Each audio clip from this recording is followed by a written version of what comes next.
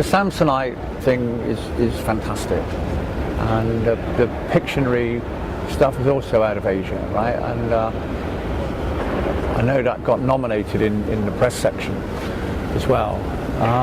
I see some good stuff in Asia. Yeah. And is it very different from what you've seen in the West? Yeah, I think that overall the advertising isn't as sophisticated certainly in China as it is in the West, because it's advertising is quite a young market there. You know, they've only been doing it for like sort of 15 years or so as we know it, and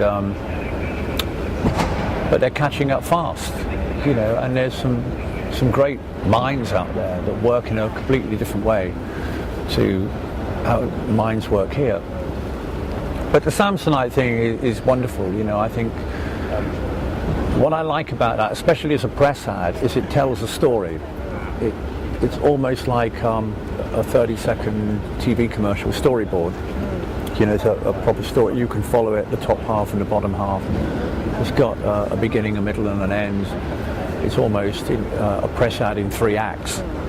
And I think that's very unusual. It almost works better for me as a print ad than a poster.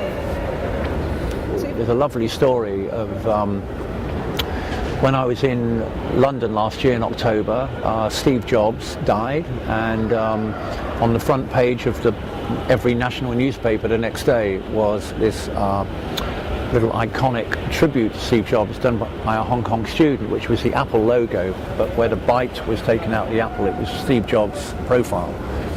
And underneath it just said designed by a Hong Kong student. And what I did is I tracked this guy down, which took a lot of doing, and his name was Jonathan Mack, funnily enough, but M-A-K, not M-A-C. And I flew to Hong Kong to meet him. He was only 19, this kid, and he showed me his work, which was fantastic. And I said, look, if I get a brief on something very simple, I'd love to work with you on it. And he said, yeah, great. So a few months later, we had a brief on Coke. It was sort of an open brief. It was very simple, sharing a Coke. And I called him up and asked him if he would have a thing.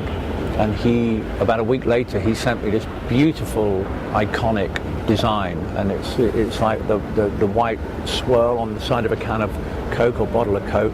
And he literally put these 2 hands in the middle, passing a bottle from one to the other. So when you see it, you understand it's Coca-Cola, and there's no headline at all, but it's just sharing a Coke. It's just so beautiful.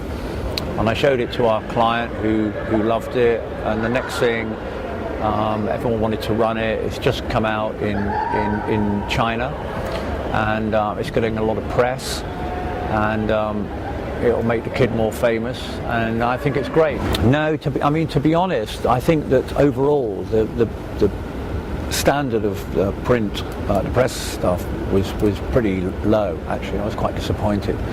Obviously, the stuff that won is great. The stuff that got in the book is very, very good. But I think in the end we had something like 750 entries and only 13 pieces made it into the book. But I personally think that was about right. I think that people could have been a lot more adventurous with what you can do with press these days. You know, there's lots of stuff you can do with different inks that pick up, you know, your iPhone, and it can read invisible inks. You can plug your headphones into like a microchip on a print ad, and there was only one example of that, but it wasn't done as well, we didn't think, as it could have been, so it didn't make the cut. But I would like to see people really pushing the boundaries of press advertising, and I was a bit disappointed overall that it was a little bit you know, formulaic. There was a lot of stuff I've seen before. Well, all of us felt that, actually. I thought it was a very good jury we had. You know, we discussed a lot of stuff, people from all around the world, and a lot of lively discussion. We didn't always agree on everything, but you know, I mean, that's part of it, isn't it? In the end, it's a democratic system, and I tried to get everybody's point of view across before we made the decisions. So hopefully that shows in the work. Now, I think, you know, people say this every year. People talk about long copy is dead. and they've been saying that for years, but it's not. I mean, I did the Dixon's campaign a couple of years ago, which was long copy ads, and it topped the Gun Report. It's the most awarded print ad in the world. Certainly not dead. If everyone's writing short copy, you should write long copy. People have been saying TV is dead for years, but I turned on my TV last night. There seemed to be TV commercials on there. I think advertising is full of its fads and fashions, and people say anything to get a headline.